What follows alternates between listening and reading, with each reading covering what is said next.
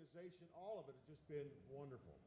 And Cheryl, this is going to be so nice for you to capture this on video today because there are people watching.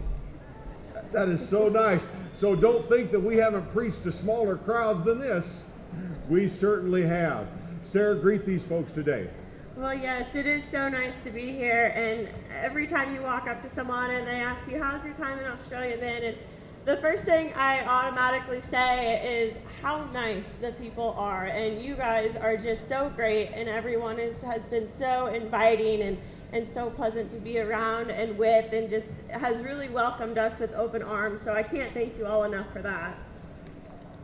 I can't help but think that Sarah and I, who are quote-unquote professional horse trainers, we have business cards that say horse trainer on them, so I guess we're professionals, but I'm thinking that we have got to be a whole lot more like you than we are not like you. How many of you have horses or ride on a fairly regular basis? Raise your hands. The vast majority of you do. And ever since I was a little kid, that's all I wanted to do. Have you been in love with horses all your life? I'm thinking so. It's kind of, you have that gene or you don't have that gene. I never wanted to be an astronaut or a policeman or a fireman. All I ever wanted to be was a horseman or a cowboy or whatever that meant. And so that's been my focus for the last 40 some odd years, striving to build a relationship with these horses. And I'm somewhere on this horsemanship scale, however you want to rate it. And you're somewhere on this horsemanship scale, but we're all on the journey together. I have some horsemen and horsewomen who I really esteem as far as their skill level is concerned, but they yet have not arrived. They are still on the horsemanship journey somewhere, always learning, always seeking more information. Now that wasn't quite true when I was 20 something. I had it pretty well figured out then when I was in my 20s, but now that I'm closer to 50, I got more questions than I have answers. I have questions now that I didn't even know to ask 10 years ago, 5 years ago. It's like climbing in the mountains. And every time you see the mountain ahead of you, you get to the top of the mountain, and when I get there, wow, I'm going to be there. I will have arrived. And then you get to the top of the mountain only to realize, oh my goodness, there's another mountain. I couldn't even see that mountain until I got up on this mountain. And that's the way horsemanship is. Sarah asked me a little bit ago, Dad, what are we going to do in this demonstration? I said, well, it refers to the idea of being active rather than reactive. She said, well, what does that mean? I said, well, I don't know. We didn't even come up with the title, but maybe what it means, Sarah, is we need to talk to people about being a leader, taking a proactive position, because your horse and my horse, believe it or not, they do not want to be the leader. It is not in their DNA to take a leadership role. They are natural followers. They are desperately looking for someone to stand up and say, hey, let's go this way. If they don't feel that leadership from us, then they say, well, I guess I'm on my own, and that's where things fall apart. Or if our leadership is inconsistent and unfair, then perhaps they get intimidated by us or lose respect for us, all these different emotions that they have, and our leadership goes down the tubes. Have you ever been in a situation where your horse got a little bit scared? Yeah. Were you scared too? Probably, huh? If you took a bunch of young men or young ladies out on the battlefield and bombs are crashing around everywhere and everybody's thinking, I just want to go home. I don't even want to be here. And they're very frightened. And they look over at their platoon sergeant, and there's their platoon sergeant down there in a foxhole, and he's shaky. Well, it's all over, folks. If there's not a leader there, all those boys or girls, they're going back home. They're heading back to the ranch.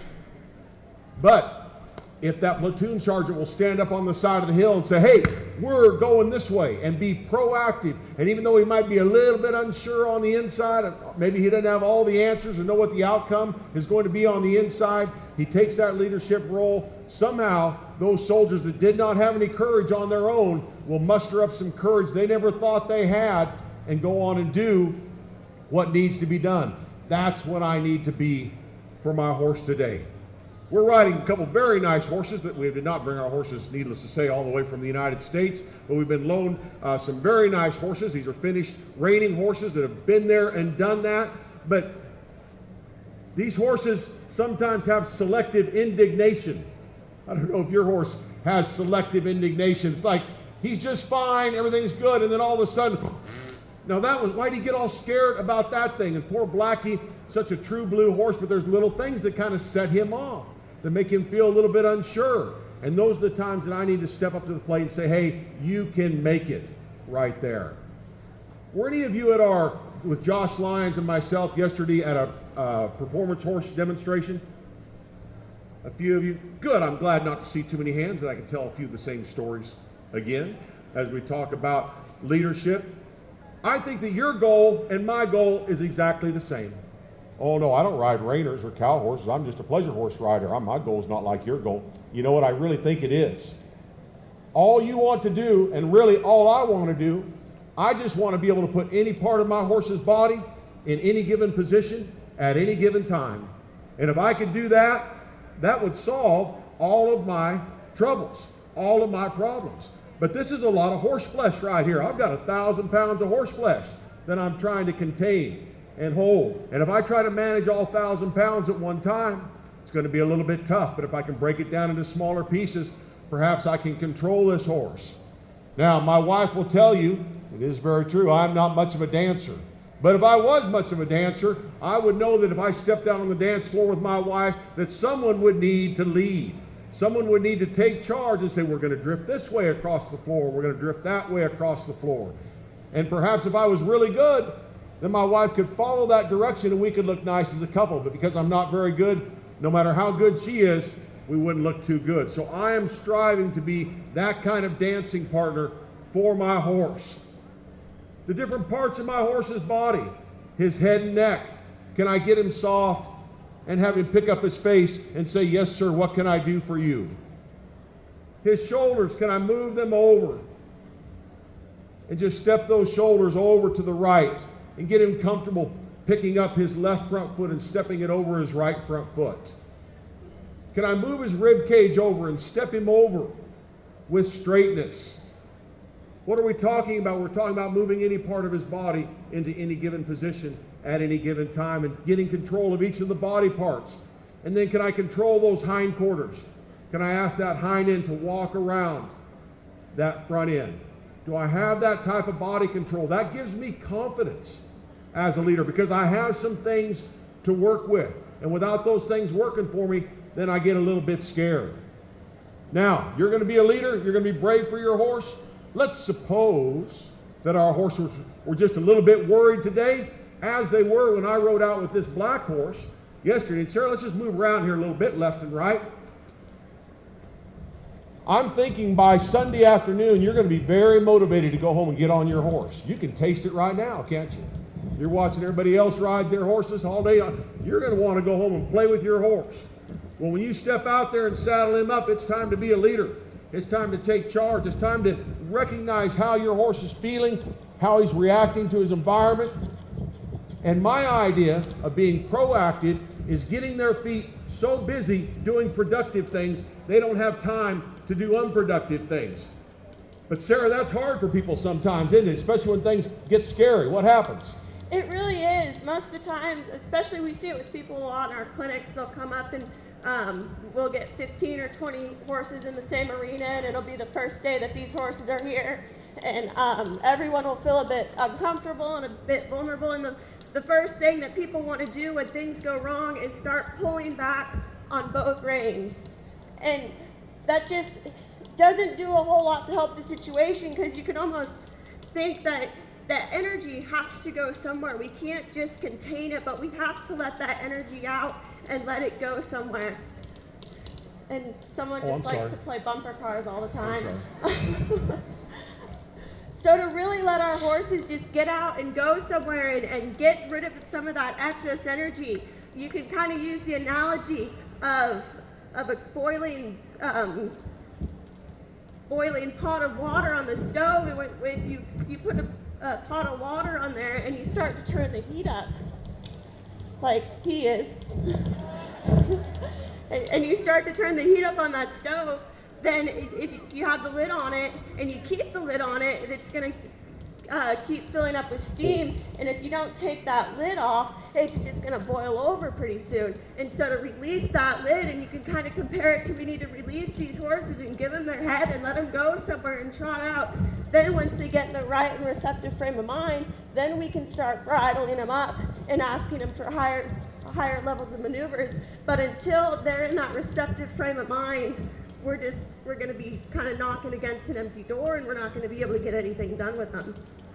Now, you're just going to have to believe me when I tell you that I certainly did not inform Sarah as to what I was going to do, and you're going to have to believe me when I tell you that I didn't know what I was going to do until about 3 minutes ago. I just thought, oh, this would be kind of interesting, because Sarah was talking about this idea of giving those horses a place to go, not riding with the emergency brake. Do you know friends of yours that say, okay, don't go too much, and about the time they push on the brake or the gas, they're pushing on the brakes at the same time? And Sarah's saying we need to ride those horses forward and just get those feet busy doing something productive so they don't have time to do unproductive things. Well, that's fine if everything's nice and sterile and quiet and very predictable, and maybe we feel confident loosening up on the reins, but when weird stuff happens, we go, Now, this is a very nice horse, and I just made him very stupid because I got scared. He got all tight, and he got bracy, and he started shying sideways. He said, what? Well, he looked over at his platoon sergeant. His platoon sergeant was scared to death. He says, I'm scared now, too. I didn't know I was even supposed to be scared. But now I feel scared. I just did that to him. But if I could say, you know what? You're going to make this here. And so without talking to Sarah, I just went in there and acted stupid for a couple moments. And I just crashed around and banged into her. And I tell you what, a lot of people in a situation like that, whoa, stop. You know what Sarah did? She said, I don't know what that guy's doing, but I'm just riding my horse forward.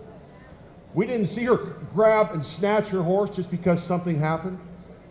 Would you agree with me, this is true in the U.S., I'm assuming it's got to be true everywhere, that you cannot remove all the idiots in your life? You can try, you try to be selective and choose your friends wisely, but ultimately those idiots are going to show up. And it's true in the horse world. I mean, we print pamphlets that have all the rules and all the guidelines and all the regulations of how you should ride. And, you know, when we trot along the rail, Sarah just trot along the rail in the opposite direction there. I mean, there's rules. And I said, rail, I have rail. Well, that's great if she read the same book, you know. And hopefully that works out. Rail. Thank you. Sarah, remember Filippo from Italy? He came over and spent some time with us, and he talked about a German riding school that he was at. And I was talking about this idea of everybody has these rules, and because everybody's going to act stupid, if you don't have rules for everybody, then people get in trouble. And he said that, oh man, it's really that way at this German riding school. And when I go to the gate, I have to say, at the gate, request to enter. And you have to wait till someone inside would acknowledge him to come in, say, you may enter, and then he would step in. And then perhaps he wants to adjust a piece of equipment once he's in here, and he would say, going to the corner, letting everyone know. Now, I guess you got to do what you got to do. But ultimately, I'm one that is an advocate of taking some personal responsibility. And even though we printed up the pamphlets, and even though we told everybody what the rules are, some people are still going to make mistakes. And so I'm thinking I can't blame all of my trouble and all of my ills and all of my misfortune on that person that rode by me and cut me off. They shouldn't have rode by me like that. You know what? You're right. They shouldn't have. But you know what? They did. Now what? Should I have banged into Sarah like that when she was trying to talk a little bit ago? I think not, but you know what? I did. And she just needed to deal with that. And she didn't do it by clamping down like that and trying to restrict her horse. She just redirected her horse and drove her horse around. It really reminds me a lot of driving in traffic. I mean, you guys have a lot of traffic here in Melbourne. We live pretty close to LA back at home. That's where our airport is. We fly in and out of the Los Angeles airport a lot. And I mean, traffic gets pretty busy. There's people switching, going in and out of lanes, and I mean, people cut you off or almost run into you. You don't just stop your car in the middle of the road and just quit everything. I mean, you make adjustments to kind of fit in to your schedule, but you still get to where you're going. And I think we need to learn to ride our horses a little bit more like we drive our cars in a sense. I mean, we don't drive our cars around looking at the hood ornament, but we're driving around looking where we need to go. That's right, sir. That means I want to ride towards these speakers. And so I'm going to look at those speakers. I'm riding with focus. Now I want to go and ride towards you, and so I look towards you. We have the saying, we look where we want to go, and then our horses are more likely to take us there. And then I think about heading off to the right and riding down towards this sign that says horse deals and riding straight that way. Riding with focus. Now, it is true that if I'm driving my car down the road, I glance down at my gauges occasionally to see if my engine is overheating or see if perhaps I'm running out of fuel. But ultimately, I get my eyes back out on the road so that I can be proactive rather than reactive. If I'm looking down all the time, I'm just going to be reactive to the things that are happening around me. Now, if you are a jumping horse rider, seen some wonderful world-class jumping horses here this week, or if you are a roper, which is very common out in the United States, or if you are a polo player or a polo cross player, which is very big here in Australia, these type of riders, we do not need to preach to them about riding with focus because they have a job to do. They look where they want to go. I'm headed towards the ball so that I can hit it again. I'm headed towards the cow to rope it. I'm heading towards the next jump to go over it. But those of us that are just kind of casual pleasure riders, we tend to get kind of tunnel vision and just focus right here and not really paying attention to where we want to go, and especially when things go bad. And I illustrated that a moment ago. We're riding along, minding our own business, and all of a sudden something happens. And we look down there like their ears just fell off or something. That's the moment. That's the time where we need to look out there where we want to go. I want you to just hold on to Blackie for me. This young lady right here, this is her horse, and she's been so gracious to loan me him for this period of time. Thank you very much. Will you be all right with him? I believe you will. It's her horse. Where's my jacket? I need my jacket. Or I need Sarah's jacket. It doesn't matter. I'm sure he's going somewhere with us, although I have no idea where, so. Oh, give me Sarah's. I don't want to mess mine up. There we go. Better.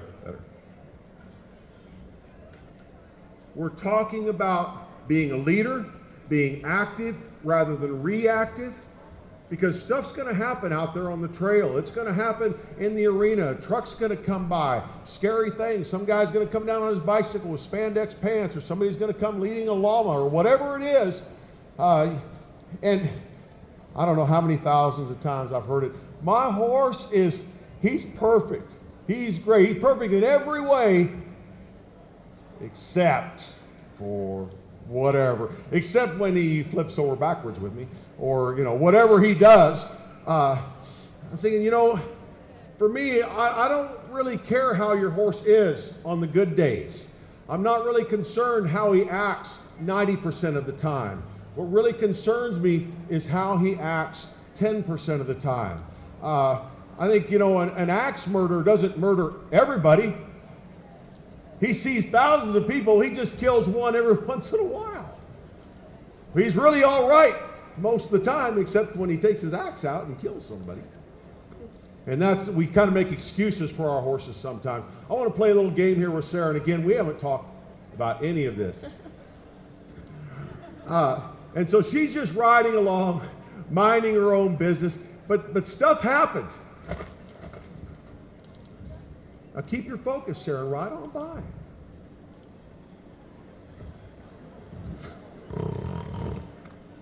Is that the noise they make in Australia too? They normally go like that. A lady told me one time, said, my horse gets scared and he just whirls around in circles. I'm thinking, where's the lady? What happened to the lady? I mean, the horse is whirling around in circles. I'm thinking that lady was not taking a very proactive position in the midst of that. Because yeah, they will whirl around in circles. They will try to leave the country. That horse right there, when this stupid guy started waving that coat, he's like, you know, I'm going to go that way. I don't want to go this way.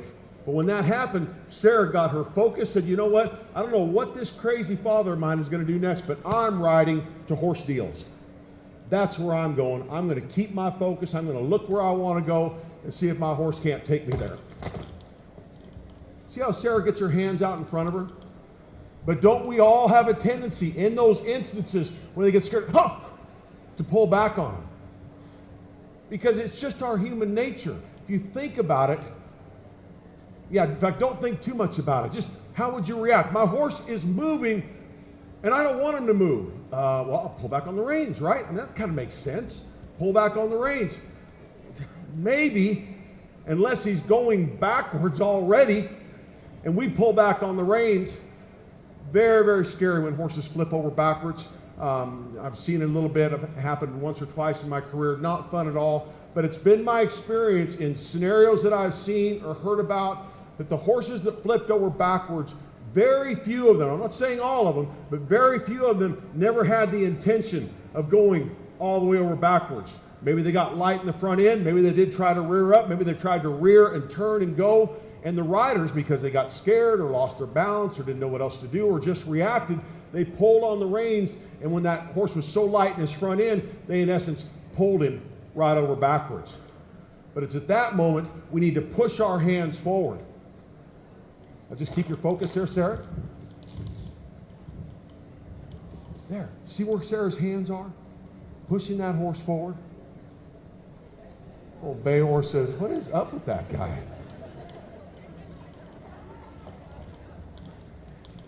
My horse is moving. Her horse was moving. She didn't want him to move like that. So part of her brain says, whoa.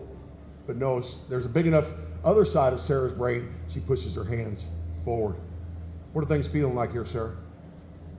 You know, just like you said, it's just our natural response to just want to pull back and stop everything. But a lot of times the exact thing we need to do is the very opposite, and to shoot our hands forward. And so as I track behind him here, I'm going to have my hands shoot way forward. And then if he causes a little bit commotion with that jacket, and if she starts to go backwards or sideways, I'm going to keep my hands forward. I may need to pick up on one rein or the other to steer her, but you won't see me pick up on both reins at once and pull straight back. It'll just be a left or right movement. So I pick up with my left hand right there, but my right hand is still loose, and so that's what keeps those loose reins in there. I may pick up one rein at a time to direct her, but it won't be picking up two reins and in essence just trying to contain her and to stop her. Yeah. We have two reins for communication, but it's one rein control. But all of our friends just always go like this. Now, I am not against riding horses with contact and bridling horses up and collecting them. That's my end game. We do that with our Western horses. That's not exclusively an English thing. But all of my horses, and all of Sarah's horses, need to be able to prove to me anywhere along the line, at any speed, at any stage of development, that they can travel on that loose rein as well without getting lost. So, well, I've got to keep my horse framed up. I've got to collect him. Well, that's cool. But if the truth really be known, they're really just kind of holding him back. They're holding him. And they're actually trying to stay on and balance themselves with the reins. We talk about developing an independent seat, being able to sit up there. I just want to come up here and rub on your horse just a little bit. Sit up there independent of what our horse does. Nobody has a perfect independent seat. If they get too silly or too crazy, I fall off just like the next guy. But as much as I can, I don't want to be using my hands and my reins like this is a rope tied to the side of a cliff that I'm hanging on with.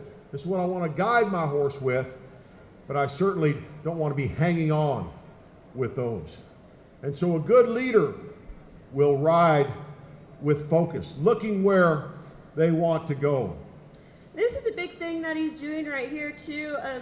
A lot of times, because we use a stick with a flag on it a lot of times, and people will say, well, you can't use that because then they're going to be afraid of that flag.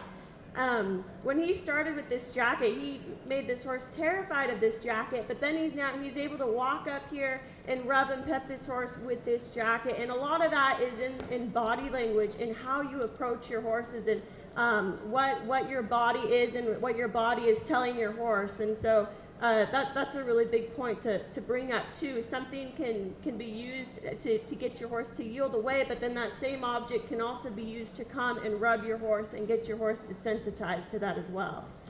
Yeah, Sarah, isn't that so true? How horses have the really cool ability to separate things out. Nice thing about us being in Australia is everybody speaks English. I mean, you got a couple funny words that have thrown me, but for the most part, I'm following the dialogue a little bit. But as you learn the language and the words get more intricate, some words kind of sound like other words, but they have yet a different meaning. So if you were just beginning to understand the English language, and I threw at you a phrase, something like, "Oh, poor Blue, he was so blue, he blew his nose on my blue handkerchief." It kind of all sounds the same. What, excuse me? It just sounds like the same word again and again. But because we understand the language, we understand that, oh, Blue is the guy's name. And he was very blue, he was sad. And so he was crying and he had to blow his nose. He blew his nose on my blue color of my handkerchief. So we can understand those things. Yeah, and then horses are the same way, but instead of using speaking terms, we just communicate them through body language. That's right. That is the language, Sarah, that your horses already know. You know, they can learn little terms or little words or little verbiages that come from our mouth. And if you've got some verbal cues going on, then, hey, that's all right. But ultimately, the language that they know is, as Sarah mentioned, it's the body language and the way that we communicate with them on the ground. And then ultimately in the saddle is what they're going to understand. And so since I don't just want to give back a scared and fractious horse to these wonderful people that have loaned us this horse, I'm taking just a moment here to show this horse that he can handle this. I noticed you're taking that moment with my jacket. Thank you very much. Yeah, I knew there was a reason I didn't want to use my jacket. That'd be a bad deal. Now, when we are trying to help our horses work through some kind of scary situation or something that they're not very sure about, we need to be able to find a balance between sneaking around them. Shh, quiet, I'm working this. Oh, he's scared. Well, we can't have that environment all the time. That's just not realistic. But nor do I want to be harsh and abrupt in what I do. But I want to be kind of matter of fact. I want to be a leader that says, hey, you can make this. I believe in you. You can handle this. Too much pressure, and this horse is going to leave. But nor do I want to say, he's kind of scared of jackets.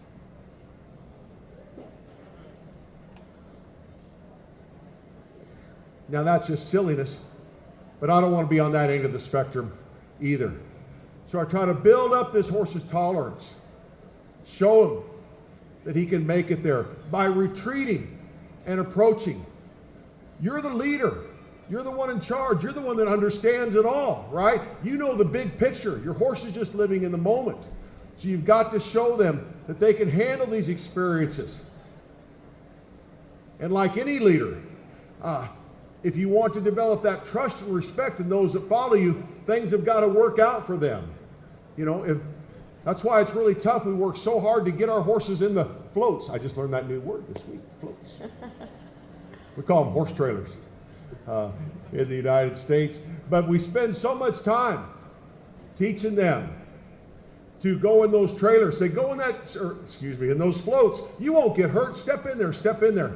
And they finally go in, and then for some reason, whether it was your fault or my fault or nobody's fault, they get hurt in there. And it's really tough to build up their confidence after that, because they're thinking, well, you said I would be all right, and I wasn't all right. So we need to create scenarios that we can build our horse's confidence. There you go. Rather than shatter their confidence. Good babe. And horse training it's a lot of repetition. You see, he's gone back and forth, probably 20 different times, and each time this horse has gotten a bit better and a bit better. But he didn't just come in there once and then just kind of go over it one time and then call it good, but they learn through the repetition, and so to come in there and do it time and time again is really beneficial. Absolutely. All right. I don't know if your horse is sometimes a little bit cranky around other horses. Maybe he said, well, I like my stable pal, but I don't like any other horse. Little Blackie here has sometimes been a little bit fussy around the other horses, and he'll kind of pin his ears back at the other horses that I've been around. He says, I'm a reining horse, and I go into the arena all by myself. I said, well, that's cool, unless Sarah and I want to do a tandem reining demonstration together. Here's a fun little game that you can play with your friends if you're out in the yard. I believe they call them yards. They do call them yards. Call them yards. We call them arenas at our house. But if you're out in the yard and think, I want to play a socialization game with my horse to help my horse realize that he can be with the other children on the playground. Sarah, let's just trot around here a little bit. Sarah has a brother that's 15 months older than her. He was not bit with the horse bug like Sarah was, but we're still very proud of him. He is a rescue swimmer in the U.S. Coast Guard. He jumps out of helicopters and saves people when they're drowning down in the Gulf of Mexico. But when our kids were small, we hauled them all over the country to different horsemanship events and clinics and expos. And I would tell the kids, I said, you know what? We're going to get out of this truck here in a little bit, and we're going to meet a bunch of people, and I'm sure most of them are going to be very nice. And they're going to be glad to have us here, and we're going to get along great. But there might be some people that's like, that guy wasn't very nice, or, oh, I sure wouldn't want to have to go home with that person. That's just life. And so, Sarah, you don't have to be best friends with everybody that we come in contact with. You don't have to be. I am. I love people, so it's all yes. good. Who would not love Sarah, right? But Sarah, you don't have to be a pen pal for life with everybody that we meet. But while we're at this clinic, little 9-year-old girl, you've got to be respectful to everybody that you come in contact with. And Joseph, you do too. You've got to be respectful to everybody that we come in contact with. And I tell my horses the same thing. I tell Blackie, say, you know what? You might not like every other horse here at EQUITANA. You might just like your stablemate. And well, okay, whatever. But you know what? If we're buying another horse, you need to be respectful. Now, again, I don't know what all your customs are, but let me ask you, if you were to see a red ribbon tied to my horse's tail at a horse show or some type of horse event, does it have any meaning to you all? What does it mean? Oh, now did you hear what they said? They said it's a kicker. Yes. That's not what it means in the United States. No. See, I'm going to teach you something now. What it means in the United States, if you see a horse with a red ribbon tied to his tail at a large horse event, it means, get away, my rider might let me kick you. That's what it means. But somehow, some of my American friends have thought they could buy a little ribbon for a nickel and put it on their horse's tail and somehow be released of any responsibility of their horse acting stupid or dangerous or unruly. It's like, no, I put the ribbon on his tail. I'm sorry your little boy got killed, but I had a ribbon on there. I don't think so. I don't think so. We need to take some responsibility. That's what leaders do. So Sarah, we're just going to cruise right in here, say hello to each other, and we're going to play a little game that we call chasing tails. We're just going to slide right in here, and then we'll just come down to the walk. And we are going to bend our horses. We're going to use some left rein and left leg. And we're going to be like a couple little carousel horses going round and round and round, showing our horses that they can handle this close proximity to their neighbor, and just get them busy doing productive things by that other horse. Rather than just standing there thinking about how miserable it is to be by that other horse, give them something to do. Now, let's disengage those hindquarters, left rein, left leg, until we're facing each other, and let's slide in here and chase tails in the other direction. That's interesting. These horses, they both have the opposite problem. Really, that horse there, he has a tendency to get a little bit cranky around other horses. This horse gets a little bit worried around other horses when she's out in the warm-up pen loping around with 20 other horses, horses coming by her, getting too close to her. She just kind of tenses up and gets a little bit worried and feels a little bit fractious in that situation. And so to do a little socializing game like this, letting her know it's going to be okay, she's not going to die, can add a lot of value there as well. Absolutely. Now let's just trot off a little bit. We're just giving them something to do. Getting their feet busy. You know what they say, idle hooves are the devil's workshop. We need to give those feet something to do. Don't just wait around for something bad to happen, because chances are you won't have to wait very long. But if you'll be proactive and you'll be a strong leader, you can step out here and make your horse feel like, I don't have all the answers, but it seems like this person up here knows what they're doing. So I guess I'll go. Now let's slide in here and chase tails. Now, not only is this a socialization game, it's also a great bending game, getting our horses soft and supple, learning how to step in proper circles. If we bend them too much, we'll just disengage their hindquarters and we'll lose the forward. But we want to get some arc in their body, and we use our inside legs here to wrap them around, to bend them like this.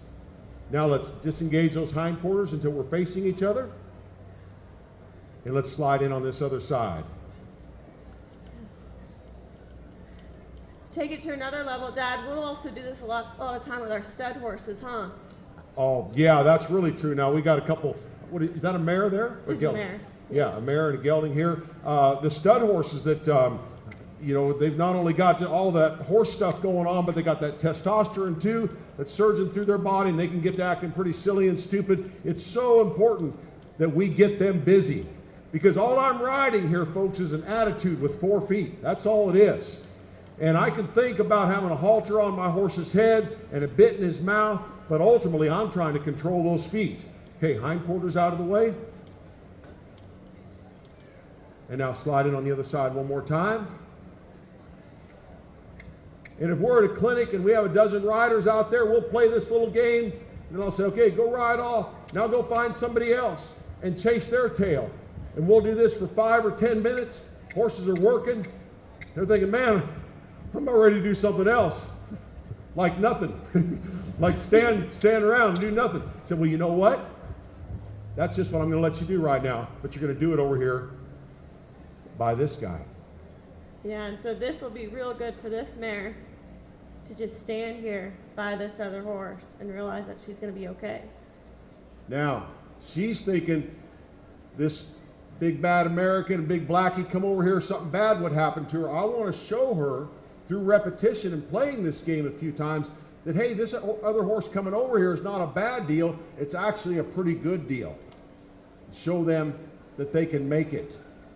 Have you ever seen 2 horses out in the pasture do this? Amazing how they work those things out. You scratch my back, I'll scratch your back. Feels pretty good.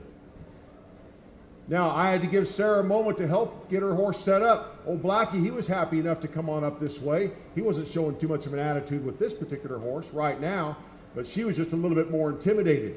And so we just waited on her a little bit, didn't shove it down her throat. And so now the wheels in her head are turning. Her brain is thinking, well, I thought that if that horse stepped up here, it would be a bad thing for me. But if I was to be completely honest with myself, it feels pretty good right now, but I'm not going to let it feel good. I'm still going to try to believe it's bad, but a little bit of repetition, and she'll just have to give into that good feeling. So you know what? It really does feel pretty good. You know what your horse wants to be?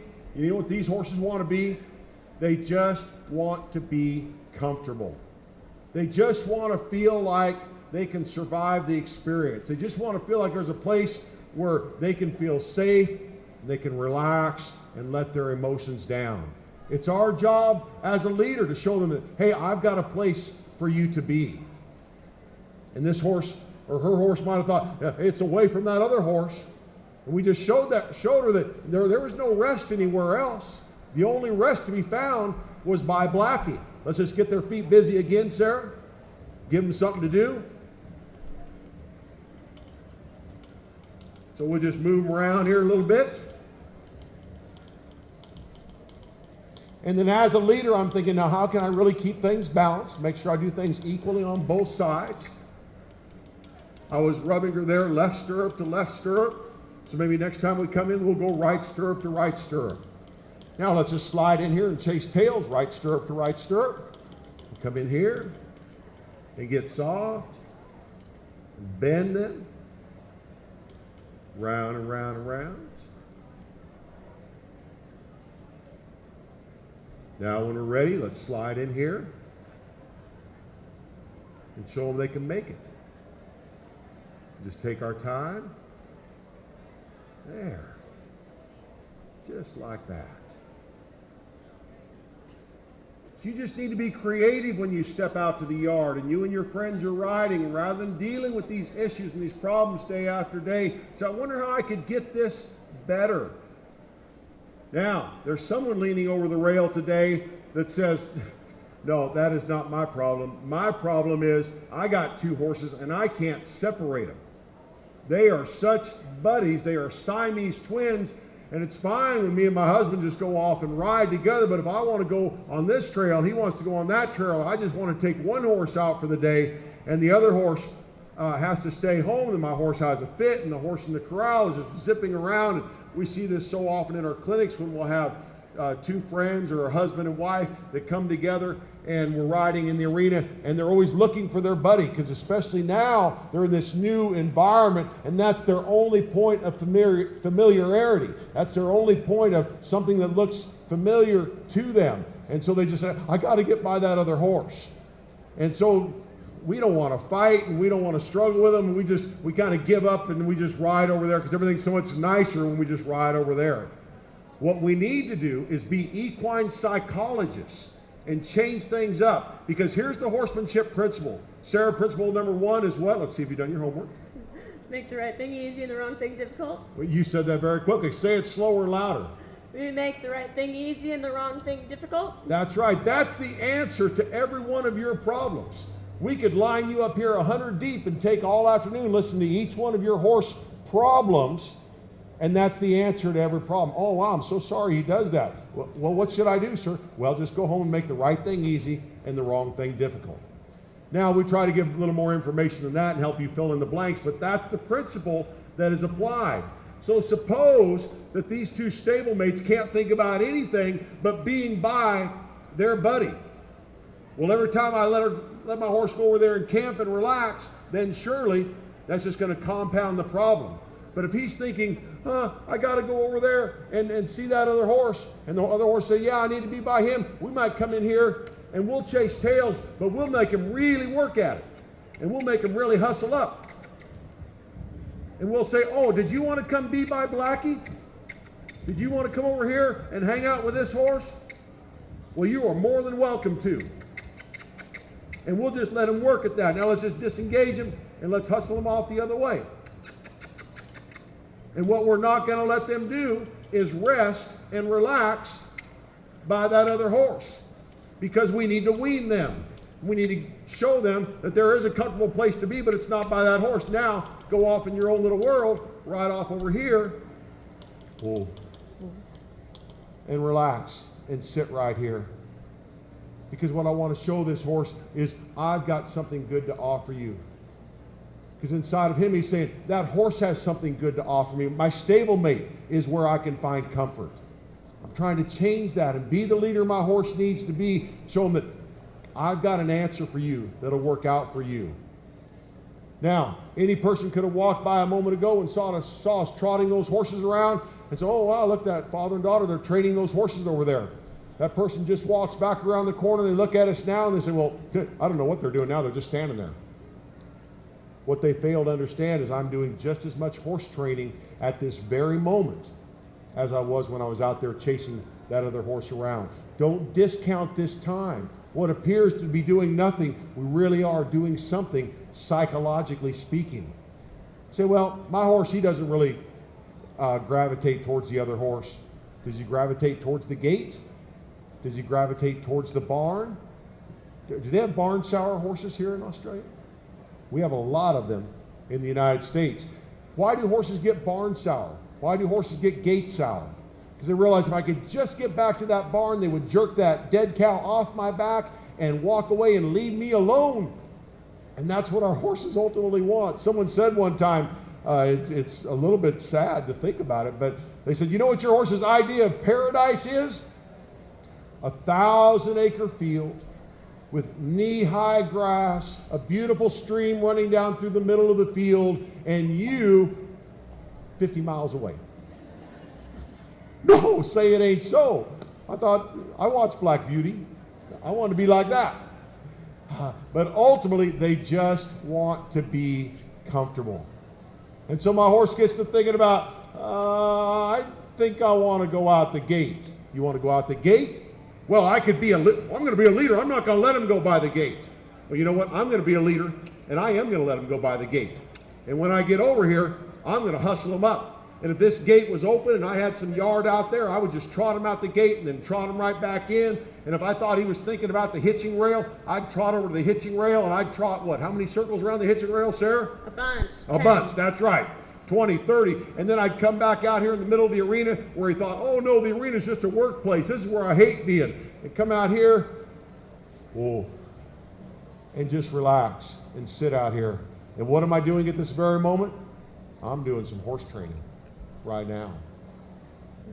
So at home, our arena, it's set up to where we have two different gates. There's one on each side, and so if we get a horse that's gate sour, always wanting to go back to the barn, what we'll do is we'll open up both those gates, and that'll be our ride. We'll just trot in and out of those gates and kind of make a big loop, and we'll lope in and out of those gates, and so that those horses realize that it's not the end of the rainbow just because they're outside of the arena, that we still, we work them on the outside as well as the inside of the arena, and for them to realize that's real important. That's right. Oftentimes what we'll do, this is not the convenient thing. This is not something that helps my lazy nature, but I will do it because it's the best thing for my horse. I have worked my horse in this arena.